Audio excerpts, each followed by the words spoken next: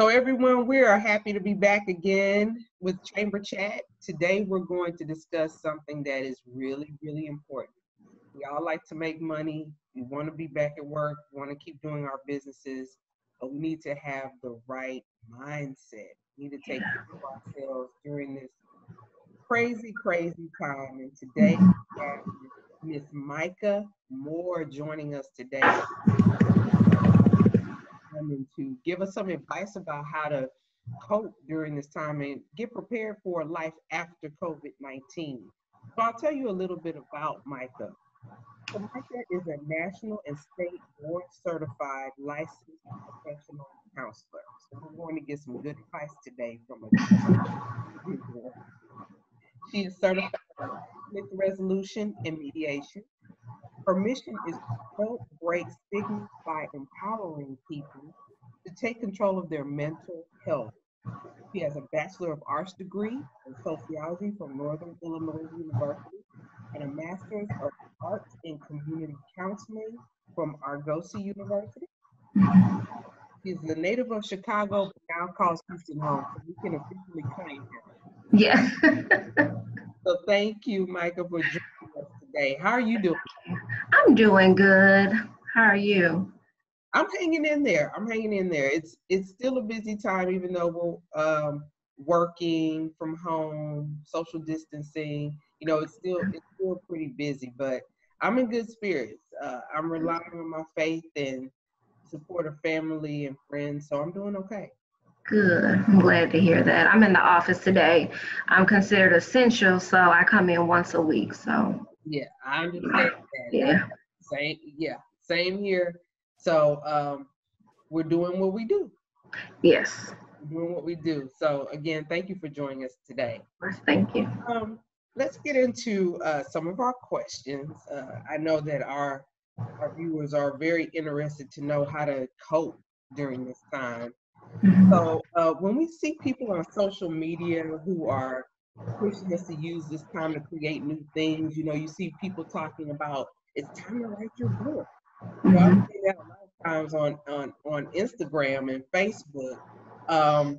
And they're motivated, they're highly motivated, but then there are people who, you know, are not feeling so great, not really feeling like they want to start anything. They're possibly just trying to maintain what they have. Is it okay to just kind of chill out and not do much of anything?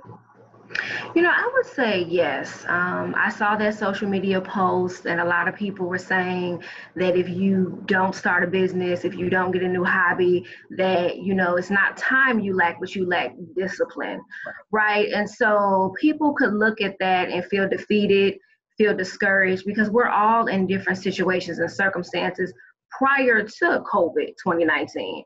And, you know, even though this is a shared, you know, experience that we're all in, everybody's life is so different. So we may not all have the opportunity to start a business or to invest in ourselves. You know, maybe it's just, I need to practice better self-care.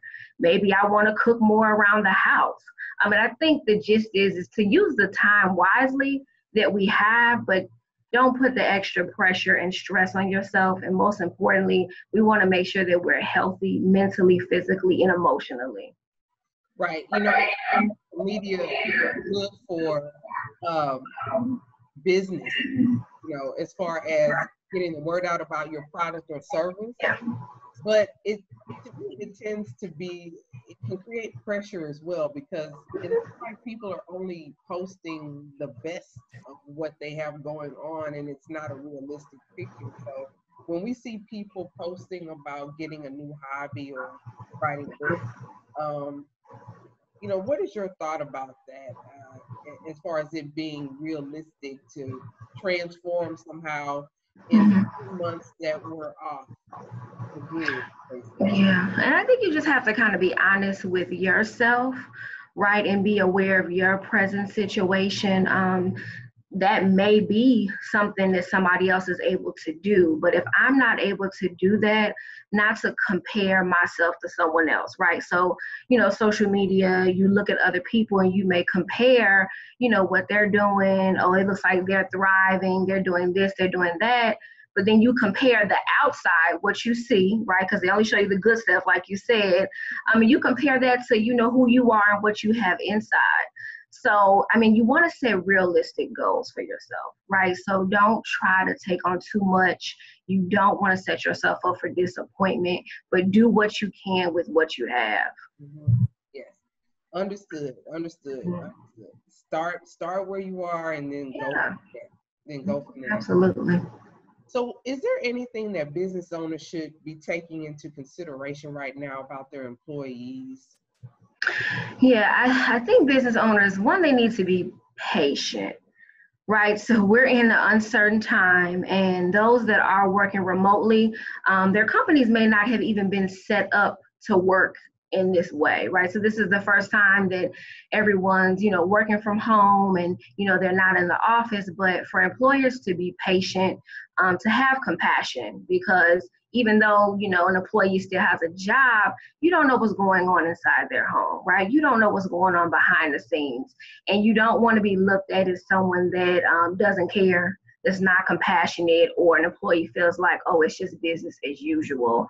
But to be patient, compassionate, be understanding, increase your communication, be flexible, all those different things during this time, and not just kind of, keep it moving and act like, everybody's not impacted by this. True. That's true. Everybody is not. And it seems that those who are not need to exercise compassion. Yes. Because there are a lot of us who are. Mm-hmm. Yeah. A little bit goes a long way right now. Mm-hmm. Absolutely. So with people staying at home, working from home, having kids at home, becoming a teacher, not just, I wear a management hat at work, or I'm the CEO of my company, and also try to stay healthy and keep their families afloat from a health perspective. What's your advice for people who feel like they have to do everything perfect? Yeah. So the thing is before COVID-19, we weren't perfect. And guess what?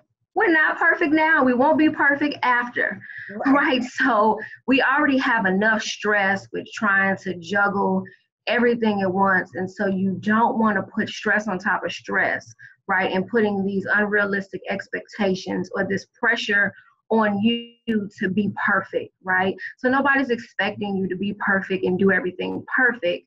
And so don't have that expectation for yourself, right? We're all trying. We're all in this together. We're all trying to navigate it at the same time. So you have to show yourself some grace and give grace to those that are around you, right? Make an effort. Try to be consistent versus trying to be perfect. Things may fall to the wayside, but, we're all trying. Nobody's perfect. Right. I like what you said about trying to be consistent rather than perfect. Mm-hmm. Yeah. Because, it's not like being off of work for some people or working from home is going to automatically transform us into different people. Oh, yes. Like we're not going to be able to put on a cape and be Superman or Superwoman and come back from COVID-19 like everything was in order before COVID-19. Yeah. So, and, speaking of that, I think it's stressful to try to put yourself in that bracket. So what's your advice for coping with stress and anxiety? Some coping mechanisms. Yeah, so one thing is you want to try to practice mindfulness and being present in the moment, right? So that can be hard within itself, and not allowing, what's going on around you to miss out on this moment, right? So there's so much beauty in this moment, and the moment is not meant to be lived again or experienced again, right? And so to be present, try to meditate. I know a lot of times people say they think about other things and their thoughts go everywhere, but that's okay. Like, just let the thoughts pass, right? Practice self-care. That's going to be crucial, that you want to take care of yourself, whatever that looks like. And just try to be present, positive, gratitude. Deep breathing goes a long way. I think people underestimate that. Just kind of intentionally taking deep breaths It helps you to get centered and to get out of your head. Just be patient with yourself. Would you be an advocate, and I know this will be a little bit difficult, especially for people with children. Mhm. What do you think about just taking a walk by yourself, getting outside for a little bit? Yeah, and I mean, I don't think there's anything wrong with that. Communicate your needs to your family, right? So you want to set some boundaries, right? Because you have to take care of yourself. Because if you're not good, you're not going to be good for your family or yourself. So just let them know, I need to go take a walk, or I need to, have some solitude and read a book, whatever it is that I need to do. Just, allow me the space to do that, and I'll be back and, continue with that. Mm-hmm. Yeah. Sounds like we might have to prep and train our family members a little bit. Yeah. Yeah. Give us a little bit of space. Mm-hmm. Mm-hmm. So since we are working from home, Yeah. staying at home, what are some tips that you might be able to give to help us not go stir crazy? Yeah. So one thing is think about something that you've been wanting to do, or maybe something that you need to do that you haven't had the time to do. So like, for example, I'm in a 21-day shop your closet challenge with, with True Beauty. And so I've been decluttering, organizing, getting rid of stuff, and it has really, really helped me. So start little projects, have fun, right? Be creative, play games. Me and my family have been on Duo, and we've been talking and chatting and playing games online with each other, because you want to make sure that you stay connected. Be creative. Things that you wanted to do, like I hadn't did my vision board, so I finished that. Clean up, organize, just utilize the time that you normally wouldn't have had, but get creative, have fun with it. Yeah, there's nothing wrong with that. I think sometimes in our professional lives, we think we need to be serious all the time. Oh no, yeah. And it's not to make light of COVID-19 at all. Not to make light of it at all, but the tips that you're giving us is just letting us know that there maybe needs to be a little bit of balance. It does. And I mean, enjoy yourself. Like, D Nice, his club party went viral. I was in there having a good time. I had a great time in club quarantine. It was great. It was great. It was. Yes. I mean, get creative with this time. Mm-hmm. Yep. And I even saw some things that people were doing on the internet, so maybe we could Google some things. What do you think? Yeah, absolutely. It's so much out there, right? People are doing fitness from the internet now, people's memberships. I did yoga on Monday. Nice. I mean, it's so much to do. And I think everybody's participating in this, because it's not easy to be quarantined and to not leave the house. Right. So, we talked a little bit earlier about setting boundaries for our family members. Yeah.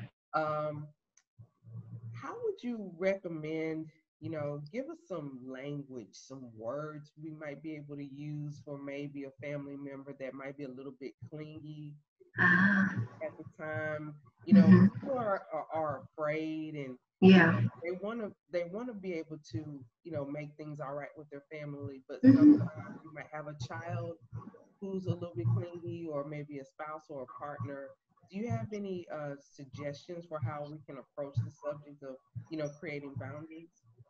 Yeah, so you want to make sure that you're communicating, but when you do, make sure you use I statements, right? Because you don't want to seem like you're pointing the finger or making blame, but, I feel, or I would like, just using those I statements to tell, how you're feeling about the situation, whether, you're feeling a little anxious, just kind of being transparent and open and communicate your needs. I would like it if I could have a little time to myself, to write or to journal, and, what are some things that you would like to do that maybe you want a little space to do, and kind of open up the floor and give everyone the opportunity to communicate what it is that they want and what it is that they desire. And, you know, even if you have to set up a schedule. So, you know, this time we're going to play games, you know, during this hour, or this is going to be, you know, the educational time. So, you know, while the kids are doing schoolwork, you know, mommy and daddy will be doing this, or just kind of being transparent and open and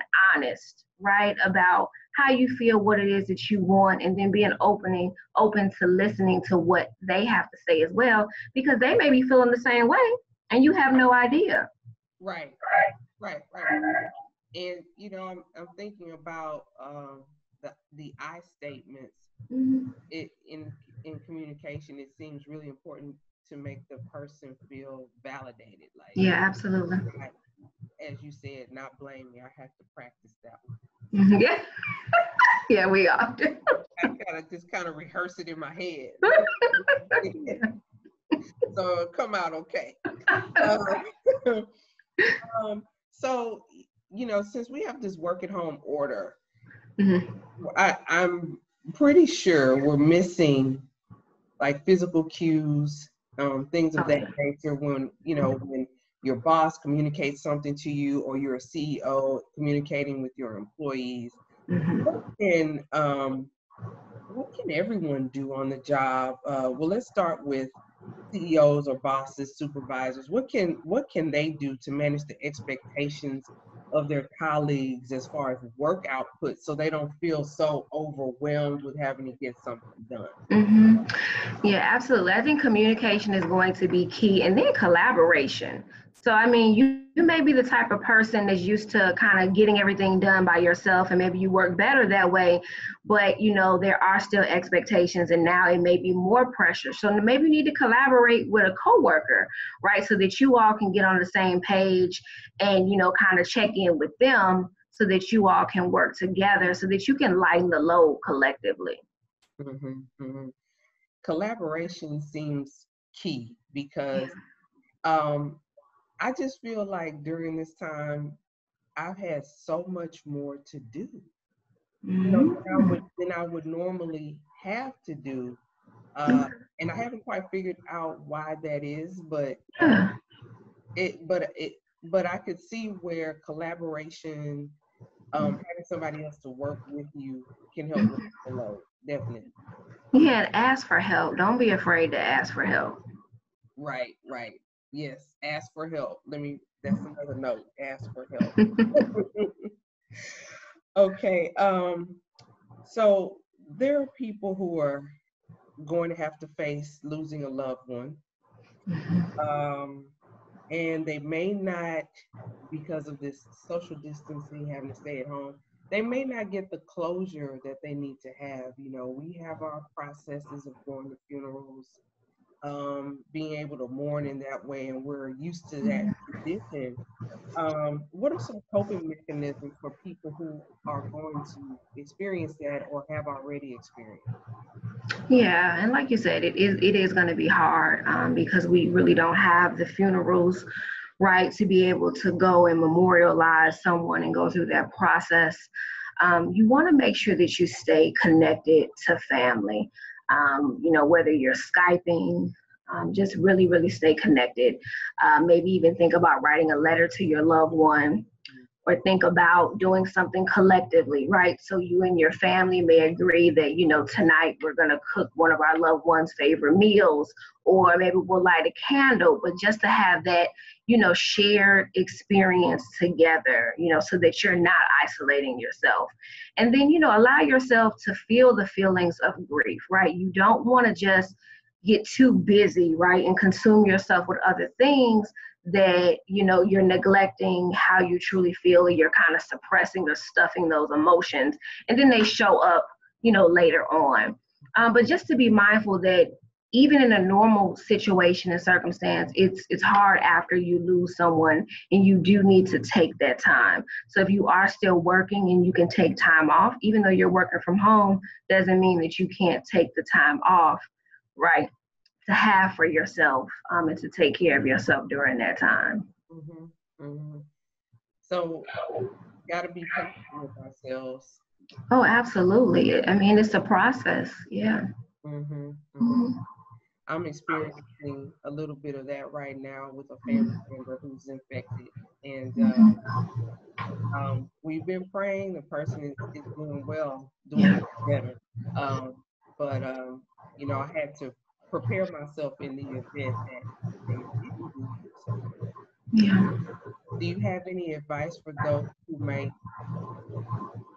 who see it coming and have Hmm. to prepare themselves? Hmm.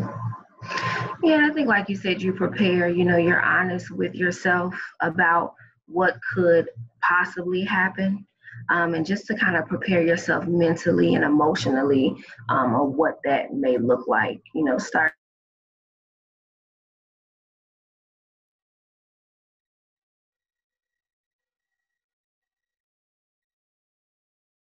I'm sorry, we're having a little bit of technical difficulties. Michael's going to come back in just a moment.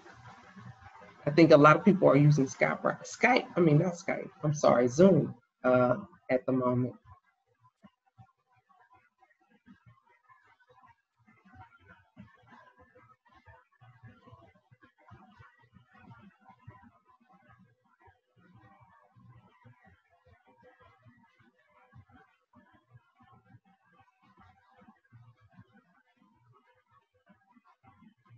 I think we may have, um, I think we may have lost Micah, but we'll try to come back and have Micah finish.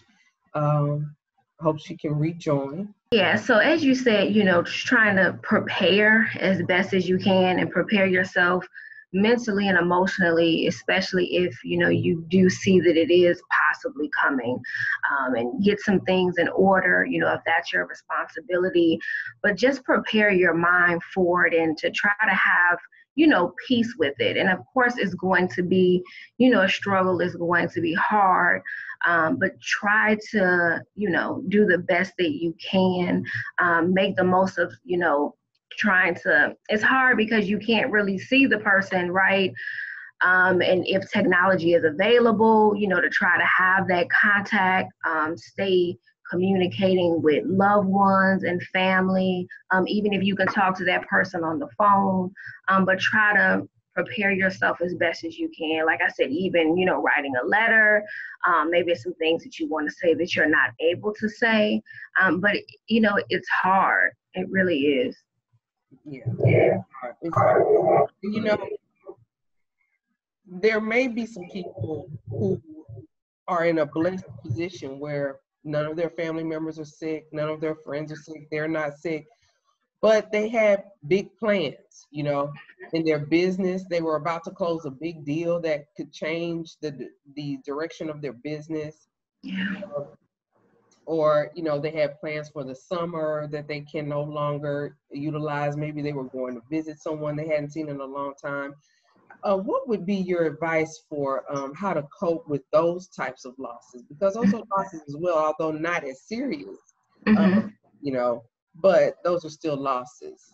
Absolutely. They are still, a loss. And perspective is going to be key, right? I'm safe, I'm well, I'm okay, my family is safe, right? Just because things had to be put on hold or delayed doesn't mean that, it's denial or that they won't happen, in the future. But just to kind of put things into perspective, right? And be positive about the fact that, there are other opportunities. What can I do? Maybe I missed this window or this particular opportunity, but, what can I do to prepare myself, to put myself in a position, for, something even greater, but just to be positive about it, right? The main thing, like I said, is that you're safe, you're well, you're okay. Maybe you couldn't do what you wanted to do, right? But it doesn't mean that you can't still do it. So you have to change your mindset, because that's going to be so important, because what we think about expands. And so you don't want to miss out, like I mentioned, on, this moment that we have, being worried about those things that didn't happen. And yes, they are disappointments, right? They are disappointments, right? But just to have the best mindsets you can have during those times. Yes. I'm reminded of when I graduated from college, our college gave us the Chinese characters for crisis and opportunity. And so I hold on to that because this isn't the only, tragedy that people will hit in life. No. There are other things. Yeah, we have to persevere. We have to, be resilient. And so that's why it's so important for us to take care of ourselves during this time. Get to moving, get active, right? As we move, our emotions shift. Just we have to take care of ourselves, and it's going to look differently for everybody. Right. So we don't have to, engage in self-care like someone else does. No, absolutely not. We're making sure we're taking care of ourselves. Right, absolutely. Well, I have appreciated this time with you today, Micah. Thank you so much for having me. Thank you so much for your advice. Tell our audience how they can get in touch with you. So you can reach me by email at Mrs. M.R.S. as in Sam .Micah MICAH S as in Sam Moore MOORE at gmail.com. So Mrs. Micah S. Moore at gmail.com. And then also my blog will be posted very soon called SheBelieveMore.com. And it's She Believe More on all social media platforms. She Believes More. I Believe More. Well, thank you again for joining us today. And as always, I like to remind our chamber family that you can keep up with all the information regarding COVID-19 on all of our social media pages at Greater Houston Black Chamber and on our website at GHBCC.com. That's GHBCC.com. We also would ask that you would support our businesses. Go to HoustonByBlack.com. That's HoustonByBlack.com. We have an array of business owners that would be happy to assist you during this time. And we would also ask that you would consider making a donation to our Greater Houston Black Chamber Foundation. We want to be able to continue to bring you information like this and bring you programs that can help you with your business. So please consider making a donation to the chamber. So we appreciate your time again today for Chamber Chat, and we will see you next time. Thank you for joining us.